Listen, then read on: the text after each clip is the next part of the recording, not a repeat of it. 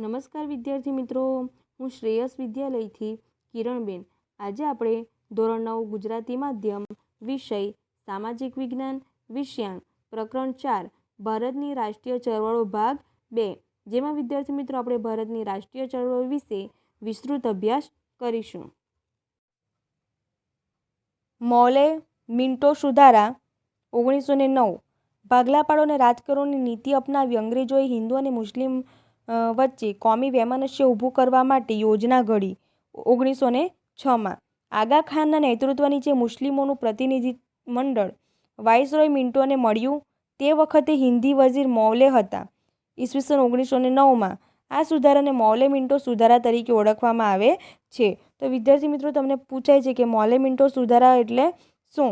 તો કે ભાગલા પાડો અને રાજકરોની નીતિ અનુસાર અંગ્રેજોએ હિન્દુ અને મુસ્લિમ એકતાને તોડવા માટે અથવા તો તેમની વચ્ચે વૈમનસ્ય ઉપસ્થિત કરવા માટે એક પ્રકારની યોજના ઘડી હતી 1906માં, જેમાં આગા ખાનના નેતૃત્વ નીચે મુસ્લિમોનું પ્રતિનિધિમંડળ વાઇસરોય મિન્ટોને મળ્યું હતું અને તે વખતે હિન્દી વઝીર મૌલે હતા. તો આ સુધારાને મૌલે મિન્ટો સુધારા તરીકે ઓળખવામાં આવે છે.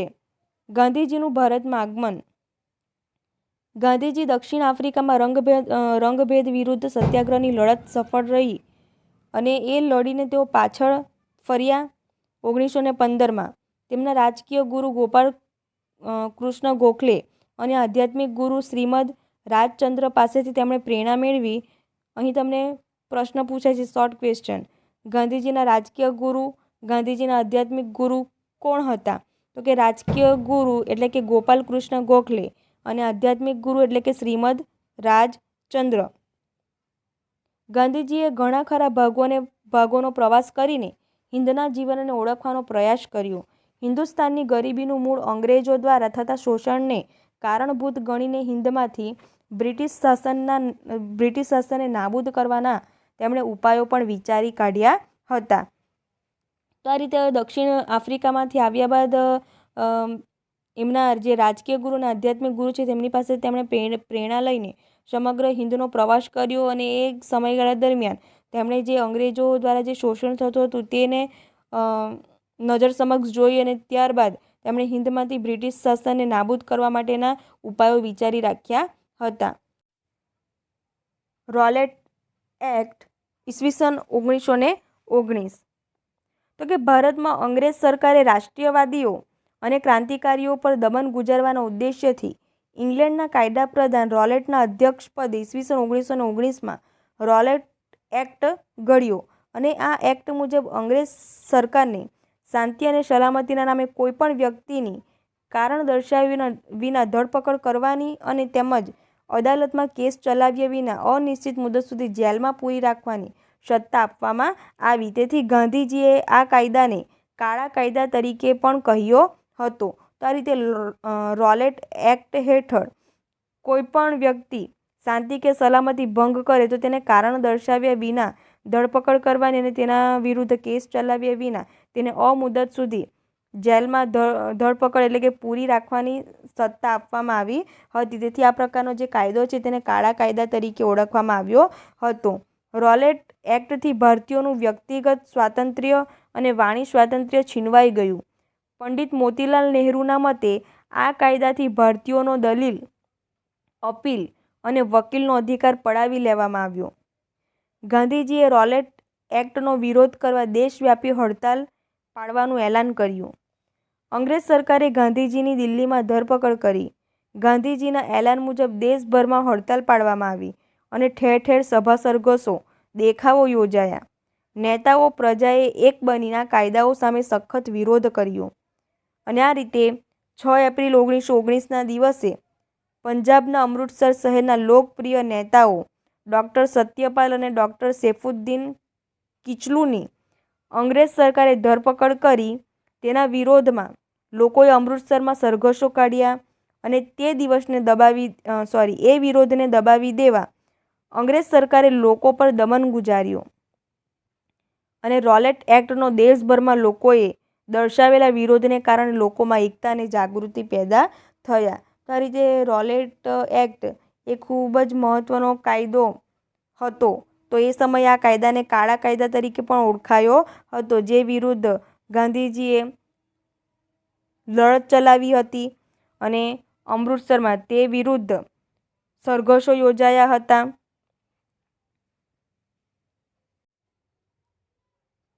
જલિયાવાલા બાગનો હત્યાકાંડ 13 એપ્રિલ 1919.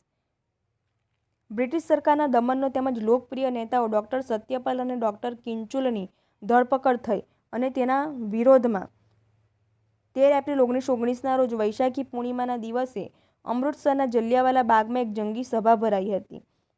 આ જે જલિયાવાલા બાગ હતો તે બાગને ફરતે 1.5 મીટર ઊંચી દિવાલ હતી. બાગની વચ્ચે એક અવાવરું કૂવો હતો. બાગમાં આવવા જવા માટેનો એક જ સાંકડો રસ્તો હતો. સભા ચાલતી હતી ત્યારે અમૃતસરનો પોલીસ વડો જનરલ ડાયર લશ્કરી ટુકડી સાથે ત્યાં આવી પહોંચ્યો અને તેણે લોકોને વિખેરાઈ જવા માટે ચેતવણી આપ્યા વિના જ ઓચિંતા જ ગોળીબાર કરવા માટે સૈનિકોને હુકમ કર્યો. લશ્કરે માત્ર 10 મિનિટમાં જ 1500 જેટલા ગોળીબારના રાઉન્ડ છોડતા આશરે 379 લોકો મૃત્યુ પામ્યા અને લગભગ 1200 જેટલા લોકો ઘાયલ થયા. કોંગ્રેસે નિમેલી તપાસ સમિતિના મતે લગભગ 1000 જેટલા લોકો મૃત્યુ પામ્યા હતા. આ હત્યાકાંડથી આખા દેશમાં હાહાકાર મચી ગયો હતો. ગાંધીજીની અંગ્રેજો પ્રત્યેની રહીશઈ શ્રદ્ધા પણ ડગમગી ગઈ હતી અને આ હત્યાકાંડે આખા દેશમાં રાષ્ટ્રીય એકતા સ્થાપવામાં મહત્વનો ભાગ ભજવ્યો અને આ હત્યાકાંડે અસહકારના ભાવિ આંદોલનની ભૂમિકા પૂરી પાડી. તો આ રીતે બ્રિટિશ સરકાર વતી તપાસ કરનાર જે હન્ટર કમિશન હતું તેમણે જનરલ ડાયરનો બચાવ કર્યો અને અજાણતા જ થઈ ગયેલી પ્રમાણિક ભૂલ તરીકે ક્ષમ્ય ગણી. બીજી તરફ ડાયરે જ્યારે ઇંગ્લેન્ડ પાછો ફર્યો ત્યારે તેનું 2000 પાઉન્ડ તથા તલવાર આપીને સન્માન કરાયું. આથી હિંદની પ્રજાને જબરજસ્ત આઘાત લાગ્યો અને આ અમાનવીય હત્યાકાંડ પછી ગાંધીજીની અંગ્રેજો પ્રત્યેની રહીશઈ જે શ્રદ્ધા હતી એ પણ ડગમગી ગઈ હતી અને ભાવિ અસહકાર આંદોલનની ભૂમિકા પૂરી પાડી હતી.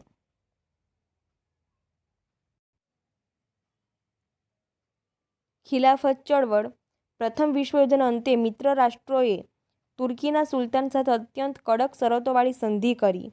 તુર્કીનો સુલતાન ઇસ્લામ ધર્મનો ખલીફા એટલે કે ધાર્મિક વડો હતો. પોતાના ખલીફા પ્રત્યે થયેલા અન્યાયથી નારાજ થયેલા હિંદના મુસ્લિમોએ ખિલાફત આંદોલન શરૂ કર્યું. ગાંધીજીએ હિન્દુ મુસ્લિમ એકતા માટે તે આંદોલનને ટેકો આપ્યો હતો. આ રીતે ખિલાફત ચળવળ એટલે શું? તો કે જે શરતો કડક રીતે લદાયેલી હતી તેનો વિરોધ કરીને તેને હળવી કરવા માટે ભારતમાં જે ચળવળ થઈ જેને આપણે ખિલાફત ચળવળ તરીકે ઓળખીએ છીએ. અલીભાઈઓ મૌલાના શૌકત અલી અને મૌલાના મોહમ્મદ અલી આ આંદોલનના મુખ્ય નેતા હતા. હિન્દુ મુસ્લિમ એકતાના ખ્યાલથી ગાંધીજીએ કોંગ્રેસને આ આંદોલનને ટેકો આપવા માટે અનુરોધ કર્યો અને કોંગ્રેસના ટેકાથી આ આંદોલન વ્યાપક બન્યું હતું. ત્યારબાદ અસહકારનું આંદોલન 1920-22. અસહકાર આંદોલનને ડિસેમ્બર 1920 નાગપુર અધિવેશનમાં બહાલી મળી. કોંગ્રેસે હવે બ્રિટિશ સામ્રાજ્યના નેજા હેઠળ સ્વશાસનને બદલે સ્વરાજ્ય જ જોઈએ એવી બુલંદ માંગણી કરી. તો આ રીતે સ્વશાસન જ નહીં પરંતુ સ્વરાજ્ય અંગેની માંગણીઓ ઉઠવા લાગી દેશભરમાં. ત્યારબાદ રચનાત્મક પાસું. આંદોલનના હકારાત્મક પાસામાં હિન્દુ મુસ્લિમ એકતા દ્રઢ બનાવવી, સ્વદેશી ચીજવસ્તુનો આગ્રહ રાખવો, ઘેર ઘેર રેટિયા ફરતા કરવા, ટિળક સ્વરાજ્ય ફંડમાં 1 કરોડ રૂપિયા એકઠા કરવા, ખાદી, અસ્પૃશ્યતા નિવારણ, દારૂબંધી, રાષ્ટ્રીય શિક્ષણનો સમાવેશ થયો હતો. તો આ રીતે રચનાત્મક પાસું એ હતું કે હિન્દુ મુસ્લિમ એકતા દ્રઢ બનવા લાગી.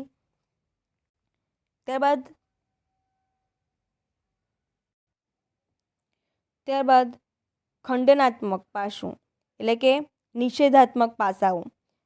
તો કે બીજી તરફ સરકારી નોકરીઓ, ધારાસભાઓ, સરકારી શાળા કોલેજોનો ત્યાગ કરવો, સરકારી અદાલતો, સ્થાનિક સ્વરાજ્યની સંસ્થાઓમાં નિમાયેલ સભ્યોએ રાજીનામા આપવા, વિદેશી કાપડ અને માલનો બહિષ્કાર કરવો, સરકારી સમારંભો, ઇલકાબો એટલે કે ખિતાબો વગેરેનો ત્યાગ કરવો જેવા અનેક કાર્યોનો સમાવેશ કરવામાં આવ્યો હતો. ત્યારબાદ અસહકાર આંદોલનના કાર્યક્રમો. મહાત્મા ગાંધીએ પોતાને કેસરે હિન્દની પદવીનો અને રવિન્દ્રનાથ ટાગોરે નાઇટહુડના ખિતાબનો ત્યાગ કર્યો. દેશના અન્ય નેતાઓએ પણ પોતપોતાની પદવીઓનો ત્યાગ કર્યો. તો આ રીતે મહાત્મા ગાંધીજીને કેસરે હિન્દનો ખિતાબ મળ્યો હતો અને રવિન્દ્રનાથ ટાગોરને નાઇટહુડનો ખિતાબ મળ્યો હતો, જેમનો તેમણે ત્યાગ કર્યો હતો. દેશના અન્ય નેતાઓએ પણ પોતપોતાની પદવીઓનો ત્યાગ કર્યો. વિદ્યાર્થીઓએ શાળા કોલેજોનો ત્યાગ કર્યો. શિક્ષકોએ રાજીનામાઓ આપ્યા. ઠેર ઠેર વિદેશી કાપડની હોડીઓ પ્રગટાવવામાં આવી. એ રીતે વિદેશી ચીજવસ્તુનો બહિષ્કાર કરવામાં આવ્યો. દેશના નામાંકિત વકીલોએ વકીલાત છોડી. નવેમ્બર 1921માં ડ્યુક ઓફ કેનાટ ભારત આવ્યા ત્યારે તેમનો બહિષ્કાર કરવામાં આવ્યો. ભારતમાં આવેલા પ્રિન્સ ઓફ વેલ્સના સન્માનનો પણ બહિષ્કાર કરવામાં આવ્યો. સરકારી શિક્ષણના બહિષ્કારને કારણે વિદ્યાર્થીઓ શિક્ષણથી વંચિત ન રહે તે માટે રાષ્ટ્રીય શાળા કોલેજો એટલે કે વિદ્યાપીઠની શરૂઆત કરવામાં આવી. કાશી વિદ્યાપીઠ, બિહાર વિદ્યાપીઠ, જામિયા મિલિયા વિદ્યાપીઠ દિલ્હી ખાતે આવી છે, ગુજરાત વિદ્યાપીઠ જે અમદાવાદ ખાતે આવી છે, વગેરે વિદ્યાપીઠોની સ્થાપના કરવામાં આવી. સ્વદેશીનો પ્રચાર થતાં ઇંગ્લેન્ડથી આયાત થતા કાપડ, પગરખાં, મોસકની વસ્તુઓમાં ભારે ઘટાડો થયો. તેનો પડઘો ઇંગ્લેન્ડની પાર્લામેન્ટમાં પડ્યો. ઇંગ્લેન્ડને થયેલા ભારે આર્થિક નુકસાનથી સરકાર ચોંકી ઉઠી. તો આ રીતે ઇંગ્લેન્ડને ભારે નુકસાન વેઠવું પડ્યું હતું અસહકાર આંદોલનને પરિણામે. ટિળક સ્વરાજ્ય ફંડમાં 1 કરોડથી પણ વધારે રૂપિયા એકઠા કરવામાં આવ્યા. હિન્દુ મુસ્લિમ એકતા માટે કાર્યક્રમો હાથ ધરવામાં આવ્યા. હિન્દુ જમીનદારો અને મુસ્લિમ ખેડૂતો વચ્ચે થયેલા મોપેલા બળવા એટલે કે મલબારને બ્રિટિશ સરકારે સખ્તાઈથી દબાવી દીધો. આ બળવો ટીકાપાત્ર બન્યો હતો. અંગ્રેજ સરકારે અસહકારના આંદોલનને નિષ્ફળ બનાવવા દમન નીતિ અપનાવી. બેફામ લાઠીચાર્જ, આડેધડ ગોળીબાર, સામુદાયિક ધરપકડ, અમાનુષી અત્યાચાર કરવામાં આવ્યો. હિન્દુ મુસ્લિમ એકતાને તોડવાનો નિષ્ફળ પ્રયાસ થયો. આ પ્રકારે અસહકાર આંદોલનમાં કેટલાક કાર્યક્રમો બનાવો બન્યા હતા જે વિશે આપણે માહિતી મેળવી. એ ઉપરાંત ચોરી ચોરાનો બનાવ અને આંદોલન મોકૂફ. તો કે આ રીતે ચોરી ચોરાનો બનાવ બની ગયો તે સમયે આંદોલન મોકૂફ રાખવું પડ્યું હતું. ઉત્તર પ્રદેશના ગોરખપુર જિલ્લામાં આવેલા ચોરાચોરી ગામે 5 ફેબ્રુઆરી 1922ના રોજ વિદેશી કાપડ અને દારૂની દુકાનો પર શાંતિથી પેકેટિંગ કરી રહેલા લોકો પર પોલીસોએ ગોળીબાર કર્યો. રાઇફલોમાંથી ગોળીઓ ખૂટી ગઈ ત્યારે તેઓ પોલીસ ચોકીમાં ભરાઈ ગયા. પોલીસના દમનથી ઉશ્કેરાયેલા લોકો હિંસાને માર્ગે વળ્યા અને તેમણે પોલીસ ચોકીને આગ લગાવી. તેમાં 21 જેટલા પોલીસો મૃત્યુ પામ્યા. આ હિંસક પ્રસંગથી ગાંધીજીને ખૂબ જ દુઃખ થયું.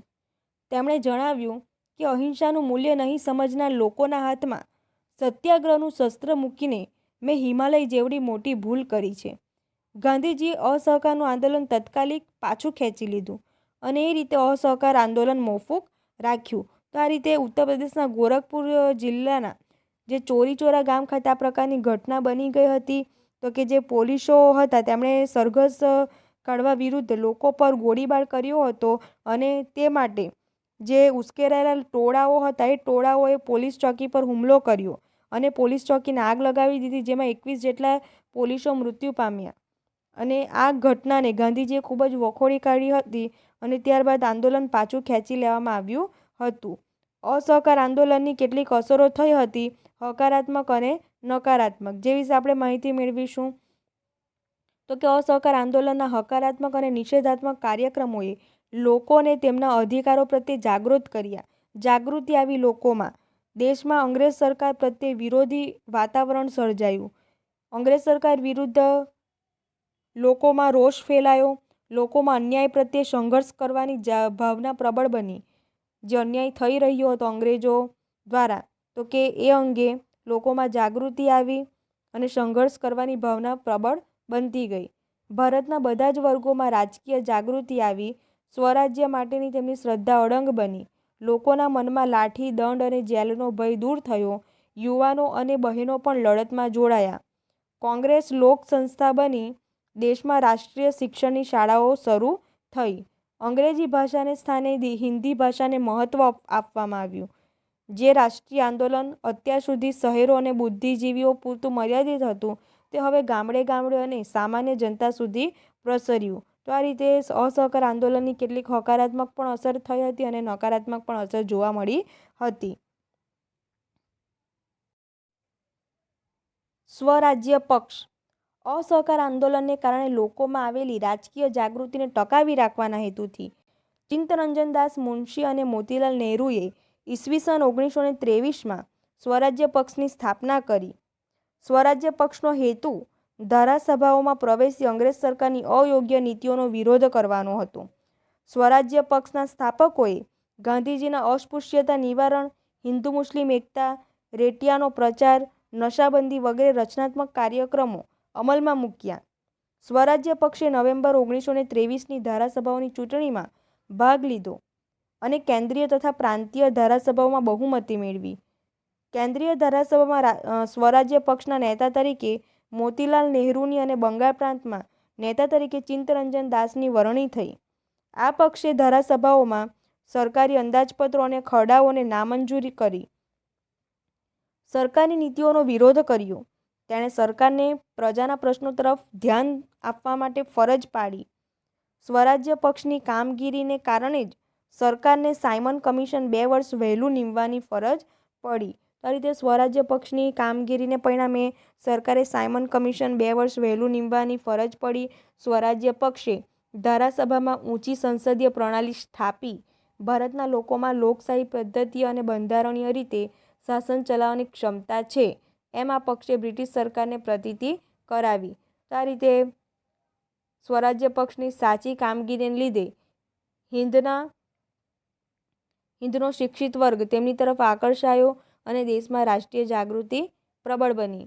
સ્વરાજ્ય પ્રાપ્તિને વધુ નજીક લાવવામાં આ પક્ષે ખૂબ જ મહત્વનો ભાગ ભજવ્યો હતો અને આ રીતે સ્વરાજ્ય પક્ષે 2 વર્ષ દરમિયાન નોંધપાત્ર કામગીરી બજાવી. ત્યારબાદ જૂન 1925માં ચિત્તરંજન દાસનું અવસાન થતાં સ્વરાજ્ય પક્ષની કામગીરી નબળી પડી.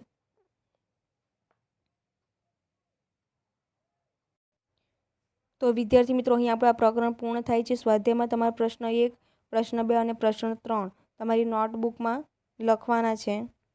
થેન્ક યુ વિદ્યાર્થી મિત્રો.